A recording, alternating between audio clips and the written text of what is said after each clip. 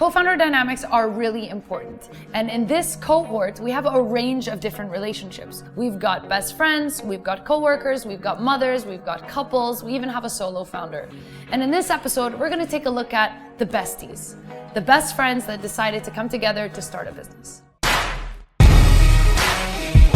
9 of the Middle East's top women-led startups go from Berlin to Dubai and live through the highs and lows of entrepreneurship and an accelerator that challenges them and their businesses. With $100,000 on the line, will they have what it takes?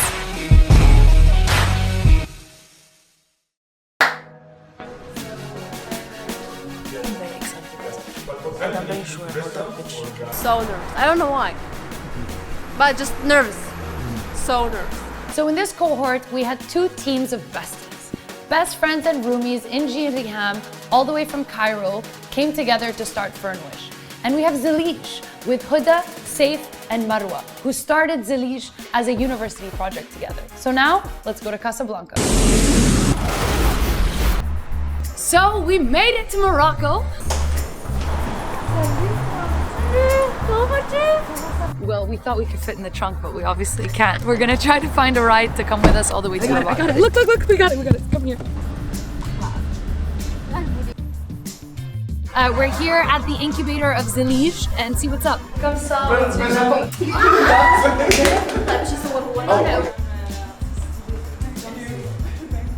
So why did you come up with flooring tiles? First idea. Yeah.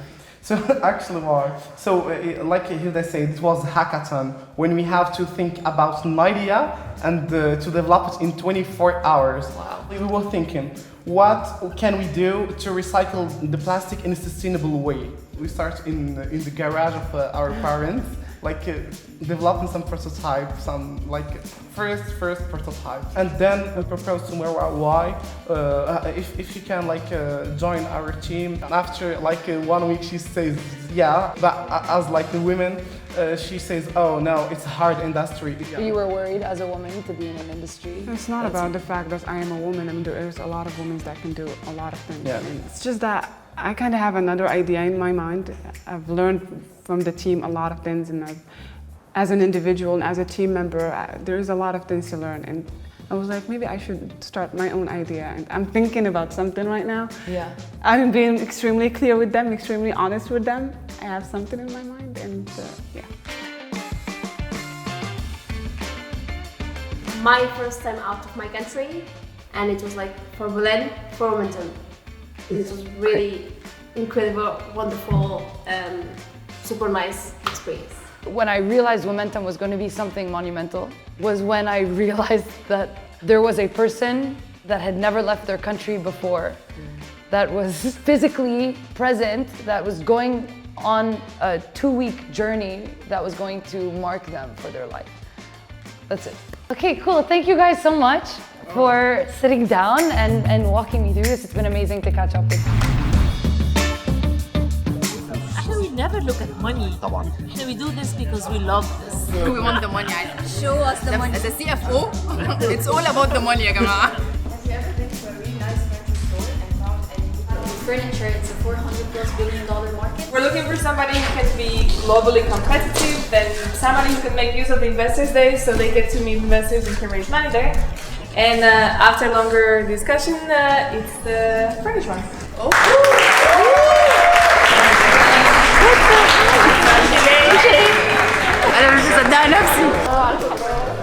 This is so big. And now we're gonna call our co-founder and let him know the crazy stuff that just happened. I mean, we won first place. We won first place. I mean, we won. That's amazing news, And guess what? We have an office for 3 months. An office. Can you believe it? Oh, we won the competition. Bigad, yes. Now that the interview's over, how do you feel now? We are friends now, we are cool. Yeah, we're friends, dude. We're cool. She my girl.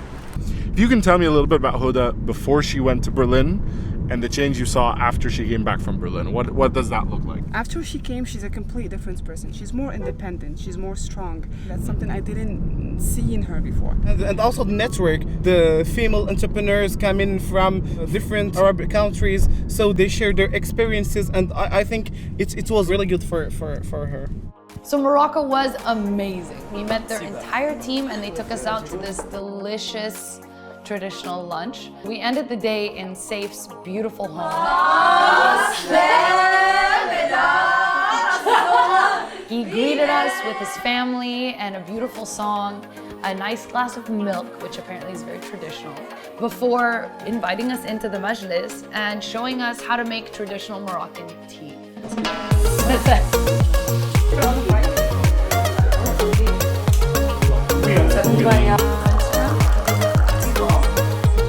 What we do actually as Zelij Invent is transforming your plastic wastes into eco-friendly paving stones. So what we have done first, we have developed a formula based on 80% of plastic waste and other additives. So actually our final and ready to market prototypes is the PVCO, so it's eco-friendly paving stones. So it's 80% of plastic waste and other additives. It's very hard and it can be a very high weight, and the most important part is that we can recycle those products actually. And in theory you can also play around with the colors, yeah, that's the most important part. For example, we can add different colors. We can add, for example, motifs like the Zelij one, the mosaic one, and it's all still plastic. Yeah, recycled plastic. Yeah. Bravo! I like you saw the pitch. It was so nice to just see the entire Zelij team together and this element of camaraderie that they all share. However, if I want to invest in this company, there's a few things I need to still see. Marwa didn't seem that committed. I was pretty surprised that in our catch-up interview with them, I was like, maybe I should start my own idea. I'm thinking about something right now. Probably not something that you want to share with an investor. The second thing I'm pretty worried about is a lot of time I did see a kind of like naivete towards the real struggles that are ahead of them, and they should be selling. They should be setting up their operations in order to start producing their product. So obviously some work needs to be done, but they can definitely get there if they put their heads down and they hustle. On to Cairo.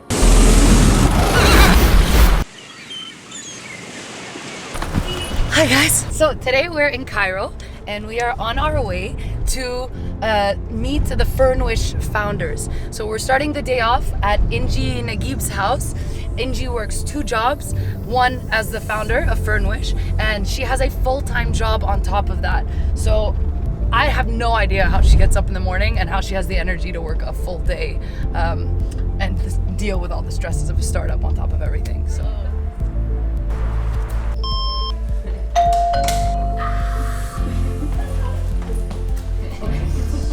Coffee? Tea? You know, I used to be a baker. Oh, yeah? And then what happened? And then I started Womena. And then I went into investment. I mean, today we're going with you. We're going to meet Riham and see a little bit what your day-to-day life is with them, but you're actually going to work afterwards too? Probably, yes. It's like, it's what it takes at the moment. Do you have to do that often? Is that like a juggling act that you have to do a lot? Yeah, for Furnish, whenever we have a meeting, so like I have to take some hours of this and put it in there, and then like, but hopefully Furnish will get like on its feet faster, so I can get to like quit this one and focus on Furnish. So what are we doing today? Like we're going to a meeting, work meeting. One of the retailers that contacted us through Instagram. So like we're going to go and show them a demo of our application. So first of all, while I've been gone, you guys have done so much. You've won a massive pitch competition, which actually takes you back to Berlin, right? So what did you win at this qualifying pitch? We have the 3 months co-working space here in Egypt and a 40% discount at a branding company, which is very cool because we wanted to make updates for the logo. And of course Berlin, in November. Our lucky charm is Berlin, I think. Yeah. Hello. I missed you so much. Lisa, hi. How are you? Fine. So nice to meet you. Yeah. I know, in person, I finally get to meet the whole teams after such a long time. Okay, so we have Furnwish right now in the middle of a meeting with the owner of this furniture store. This store has been around for a really, really long time, and if they manage to get them on board, it's a big deal for them. I think they're gonna kill it, but you never know in entrepreneurship. Let's hope. Quick introduction. So we will start putting the chair right, change few fabrics. For example, we can change again and again. We can showcase different textures as well. So guys, what's happening right now? We're discussing the offer. How to proceed with the meeting.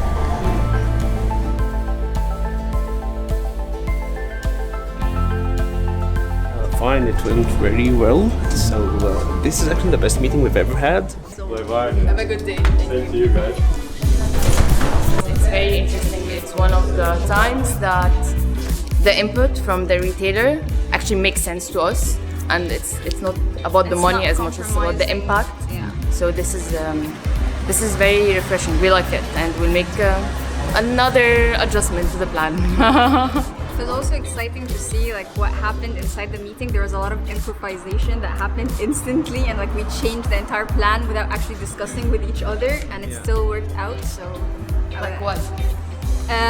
We just changed the business model again, right there, and none of us discussed it with the other. Honestly, it just changed. Not everything. Who are your clients? Who are our clients? Not everything. It was just so nice to sit around the table and share a meal with this team and to feel like family, because they're best friends. And when you start a company with your best friends, these little moments are the ones that you really cherish. This team is incredible. Their energy is fantastic. And they are so flexible that they are changing their business model so dramatically at the drop of a hat. But if I want to invest, I need to see real validation in their business models, and I need to see that their product is scalable. Otherwise, it's not worth it. Shake it. Drum. Next up, we go to Dubai and Amman to catch up with Sarah Bacon and Rumuz. Shake it. Swing. Bring it back now.